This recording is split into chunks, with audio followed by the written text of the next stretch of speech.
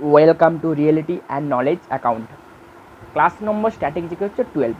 আজকের টপিক হচ্ছে বিভিন্ন ব্যক্তির সমাধিস্থল ও বিভিন্ন আন্দোলন।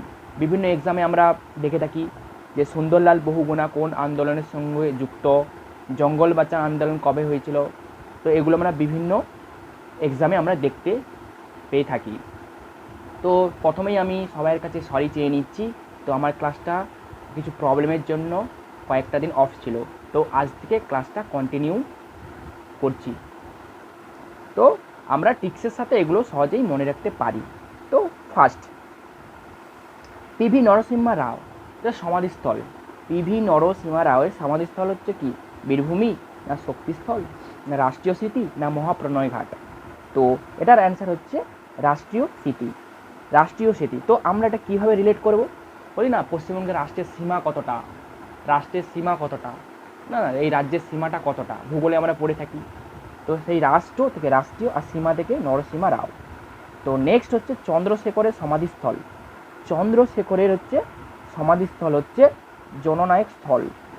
তো এটা কিভাবে রিলেট করব? দেখবে টিভিতে এই যে শেখরের অ্যাড দেয় বিভিন্ন হিন্দি সিনেমার নায়করা, শাহরুখ খান, অক্ষয় কুমার, এই যে নায়করা হচ্ছে শেখরের অ্যাড দেয়। তো চন্দ্রশেখর আর নায়ক হচ্ছে জননায়ক স্থল।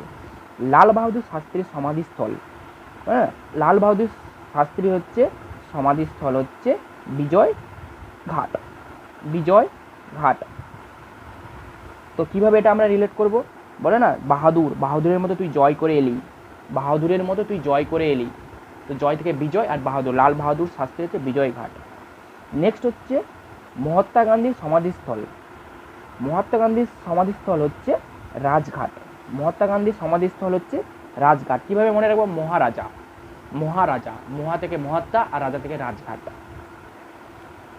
নেক্সট হচ্ছে ইন্দিরা গান্ধীর সমাধিস্থল হচ্ছে শক্তিস্থল।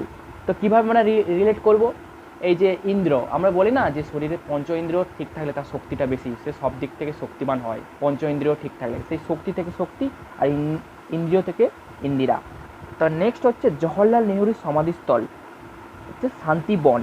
জওহরলাল নেহরু বলে না, দেখবে অনেকের বাড়িতে শান্তির জন্য হরিনাম করে, দেখবে শান্তির জন্য হরিনাম করে। এই যে শান্তি থেকে শান্তিবন, এই হরে নাম, এই হচ্ছে জওহরলাল নেহেরু।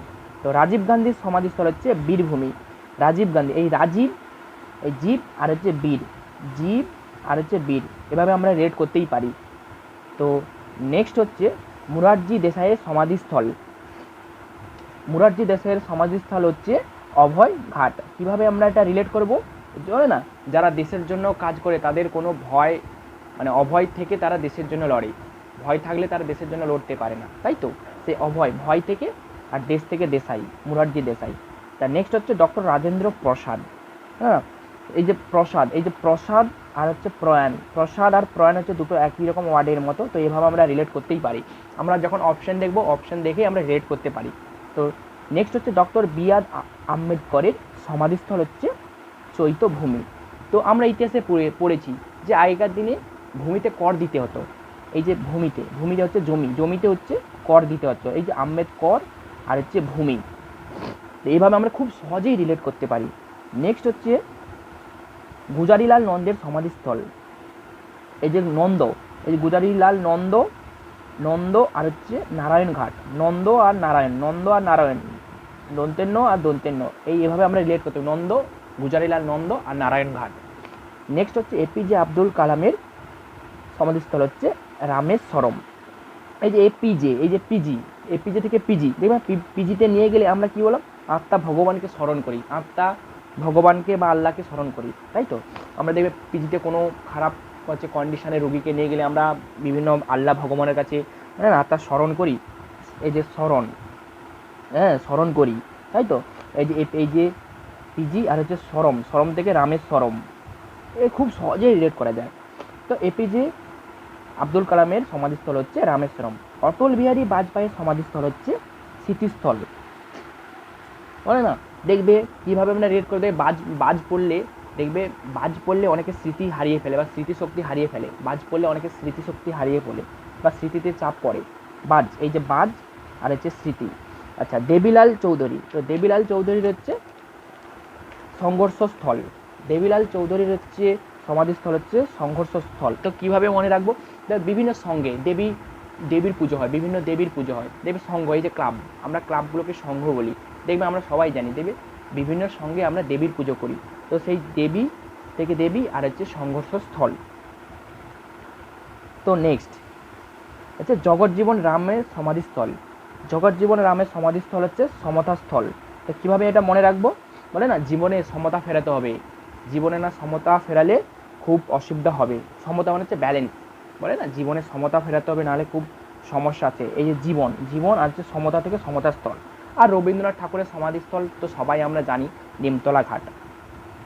তো এবার হচ্ছে বিভিন্ন আন্দোলন। তো বিভিন্ন আন্দোলন খুব সহজেই আমরা টিক্সের সাথে মনে রাখবো, খুব সহজেই। তো একবার ক্লাসটা দেখলে যদি ভালো লাগে ক্লাসটা হচ্ছে শেয়ার করবে। তো ফার্স্ট হচ্ছে চিপকো আন্দোলন।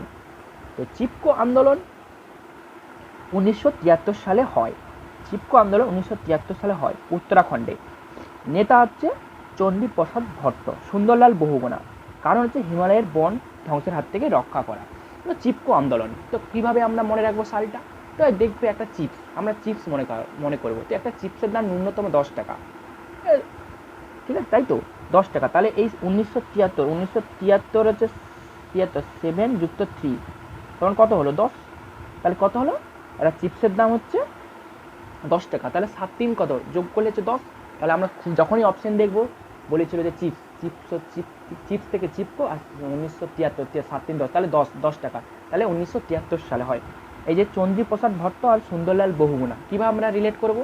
বলে না এই লাল রঙের চিপসটা খুব স্বাদের, লাল রঙের টমেটোর চিপসটা খুব স্বাদের, লাল, এই লাল থেকে সুন্দরলাল বহুগুণা আর হচ্ছে স্বাদের, লাল রঙের চিপসটার খুব স্বাদের, স্বাদ হচ্ছে প্রসাদ, এই যে স্বাদ, চণ্ডীপ্রসাদ আর সুন্দরলাল বহুগুণা। তো খুব সহজেই মনে রাখতে পারি, কোনো দিন ভুলবে না। নেক্সট হচ্ছে সাইলেন্ট ভ্যালি আন্দোলন। সাইলেন্ট ভ্যালি আন্দোলন হচ্ছে 1978 সালে হয়, কেরালাতে হয়। জলবিদ্যুৎ বাঁধ প্রকল্প থেকে নীরব উপত্যকা প্রভৃতি সমৃদ্ধ জীব বৈচিত্র্যকে বাঁচাতে ও কেরালার সাহিত্য পরিষদ এবং স্থানীয় মানুষেরা করেছিল। কেরালার সাহিত্য পরিষদ, KSSP, কেরালা স্বাস্থ্য সাহিত্য পরিষদ, KSSP, কেরালা স্বাস্থ্য সাহিত্য পরিষদ। আচ্ছা, সাইলেন্ট ভ্যালি আন্দোলন তাহলে কত সালে হয়? 1978। কীভাবে মনে রাখবো? এই যে সাইলেন্ট কি, এস ফর কত? এস ফর হচ্ছে 19, এস হচ্ছে 19 নম্বর পজিশনে আছে এস, তাই তো। তো এস তাহলে 1978, এবার খুব সহজেই মনে রাখতে হবে 1978। এই যে সাইলেন্ট ভ্যালি তাহলে কী হয়, কোথায়? কেরালাতে হয়। দেখবে অনেকে করলা বা কেরালা খেলে অনেকে চুপচাপ হয়ে যায়, তাই তো, করলা খেলে অনেকে চুপচাপ হয়ে যায়, মানে সাইলেন্ট হয়ে যায়, ঠিক আছে। তা কেরালা আর 1978, 19 এস ফর 19, তো 1978। তো নেক্সট হচ্ছে অ্যাপিকো মুভমেন্ট। অ্যাপিকো মুভমেন্ট হচ্ছে 1983 সালে কর্ণাটকে নেতা পাণ্ডুরঙ্গ হেগড়ে ও পশ্চিমঘাটের গ্রামবাসী ও সাকরানি ও আশেপাশের গ্রামের নারী ও যুবক। কারণ হচ্ছে অ্যাপিকো মুভমেন্টের কারণ হচ্ছে গাছ কাটা বন্ধ করা। তো অ্যাপিকো, তো অ্যাপিকো কে ফর কত? কে ফর হচ্ছে 11, তাই তো। কে হচ্ছে আমাদের 11 নম্বর পজিশনে আছে ইংলিশ ওয়ার্ডে। তো কে ফর যদি 11 হয় তো 11, 8, 8 আর 3, 8 আর 3 কত, টোটাল যোগ করলে 11। তাহলে কী হয়? অ্যাপিকো মুভমেন্ট। অ্যাপিকো মুভমেন্ট যখনই আমরা অপশন দেখবো যে হ্যাঁ অ্যাপিকো কে ফর 11, তাহলে 1983, 8 আর 3 যোগ করলে 83। তো এভাবে আমরা খুব মনে রাখতে পারি, বলে না। তার পিক দেখে, রঙ্গ দেখে অবাক হয়ে গেলাম, পিক দেখে, এই যে অ্যাপিকো পিক দেখে, রঙ্গ দেখে, পিকের এই যে পিকতে বিভিন্ন রঙ্গ দেখে অবাক হয়ে গেলাম, এই রঙ্গ পাণ্ডুরঙ্গ হেগড়ে আর অ্যাপিক দেখে বা মুভি দেখে বা পিক দেখে অ্যাপিকো মুভমেন্ট, তো কোনো দিন ভুলবে না। আচ্ছা, নর্মদা বাঁচাও আন্দোলন হচ্ছে 1985 সালে হয় গুজরাট মধ্যপ্রদেশ মহারাষ্ট্রের। নেতা হচ্ছে নর্মদা বাঁচাও আন্দোলনের হচ্ছে নেতা হচ্ছে মেধা পাটকর। কারণ হচ্ছে নদীর উপরে বাঁধ নির্মাণের পেছনে যৌক্তিকতা নিয়ে। নর্মদা বাঁচাও হচ্ছে 1985। তো এটা আমি এভাবেই মনে রেখেছি, এম নর্মদা, এন কত? এন হচ্ছে 14 নম্বর পজিশনে, আর আমি হচ্ছে নর্মদা এন। তা এন কত? এন, তাই তো, এন সমান 14 নম্বর পজিশনে, আর 8 5 13, এম আমি হচ্ছে 13, আমি এইভাবে মনে রেখেছি যে এম হচ্ছে তোমার নর্মদা হচ্ছে এন সমান 14 নম্বর পজিশনে আছে, তাহলে এম 1985, 8 আর 5 যোগ করলে হচ্ছে 13 হয়। তাহলে এই 13 যখনই মনে রাখবে যে 8 আর 5 হচ্ছে যখনই বলবে যে নর্মদা এন বলেছিল এন, এন মানে কত 14, আর 14 জায়গায় কি 13, তো 1985, তাই তো 1985, তা খুব সহজেই মনে রাখতে পারি। আর মেধা পাঠকর এটা তো খুব সহজেই এটা মনে রাখা যায়, ঠিক আছে। এবারে হচ্ছে জঙ্গল বাঁচাও আন্দোলন 1982 সালে, স্থান বিহারের হচ্ছে সিংভূম জেলা, বর্তমানে ঝাড়খণ্ডে, নেতা হচ্ছে সিংভূমের আদিবাসীরা, কারণ হচ্ছে প্রাকৃতিক শালবনকে বাণিজ্যিক সেগুন বাগানে প্রতিস্থাপন করা। আচ্ছা, তাহলে জঙ্গল বাঁচাও হচ্ছে কত সালে হয়? 1982 সালে। তো জঙ্গল জে ফর কত? জে ফর হচ্ছে 10, তাই তো, যে তো 10, জঙ্গলে বাঁচানোর যে তো 10 নম্বর পজিশনে, তাহলে 8 2 যোগ করলে কত? 8 2 যোগ করলে 8 + 2 সমান হচ্ছে 10, তাহলে জঙ্গল বাঁচা হচ্ছে 10, আর হচ্ছে বিহারের সিংভূম জেলা হচ্ছে, হ্যাঁ তাই তো, বিহারের সিংভূম, তা সিংহ হচ্ছে জঙ্গলে থাকে, তাই তো, সিংহ হচ্ছে জঙ্গলে থাকে, এই যে জঙ্গল বাঁচা সিংহ থেকে সিংভূম জেলা বিহারের। তো নেক্সট হচ্ছে নমামি গঙ্গা কর্মসূচি, এটা তো আমরা সবাই জানি। নমামি গঙ্গা কর্মসূচি 2014 সালে গঙ্গাকে ক্লিন করার জন্য আমরা একটা কেন্দ্রীয় হচ্ছে প্রজেক্ট ছিল, তো গঙ্গাকে দূষণমুক্ত করার জন্য 2014 সালে। আচ্ছা, যৌথ বন ব্যবস্থাপনা, তো যৌথ বন ব্যবস্থাপনা হচ্ছে ভারত সরকারের স্বীকৃতি ও সরকারি ও স্থানীয় মানুষের উদ্যোগে স্থানীয় বনজ সম্পদের সুপরিচালনা ব্যবস্থা। ঐতিহাসিক পটভূমিতে JFM জয়েন্ট ফরেস্ট ম্যানেজমেন্ট, তাহলে JFM এর ফুল ফর্ম হচ্ছে জয়েন্ট ফরেস্ট ম্যানেজমেন্ট। ধারণাটির প্রথম সূত্রপাত হয়েছে 1971 সালে। 1971 সালে পশ্চিমবঙ্গের পশ্চিম মেদিনীপুরের জেলার আরাবাড়ি অরণ্যে অজিত কুমার ব্যানার্জির নেতৃত্বে শালগাছের ব্যবস্থা, এটা খুব ভেরি ইম্পর্টেন্ট, VVI। তো যৌথ বন ব্যবস্থাপনা হচ্ছে পশ্চিমবঙ্গের পশ্চিম মেদিনীপুর জেলায়। তো 1971 সালে প্রথম সূত্রপাত, 1971, তাহলে কীভাবে মনে রাখবো? 1900, যৌথ মানে কি? ধরো যৌথ মানে আমি দুটো, 1900, যৌথ বন ব্যবস্থাপনা 1900, তার মানে এই যে 1 আর 1 দুটো আছে, 1971। যখনই দেখবে আমরা তো জানি 1900, তো 1900 যখন যৌথ, আমি বলেছিলাম যে যৌথ মানে দুটো, 1900 তো ফার্স্ট বসলো, আর 1900 ওয়ান আর লাস্ট বললো, দুটো আলো দুটো বসলো, তো যৌথ ব্যবস্থাপনা। তো এভাবে খুব সহজেই মনে রাখতে পারি। আর হচ্ছে JFM এর ফুল ফর্ম হচ্ছে জয়েন্ট ফরেস্ট ম্যানেজমেন্ট। তো খুব সহজেই আমরা রিলেট করতে পারি, খুব সহজেই মনে রাখতে পারি। তাহলে যৌথ ব্যবস্থাপনা কত সালে প্রথম সূত্রপাত হয়? আমরা সবসময় মাথায় রাখবো 1900, তো হয়ে গেল।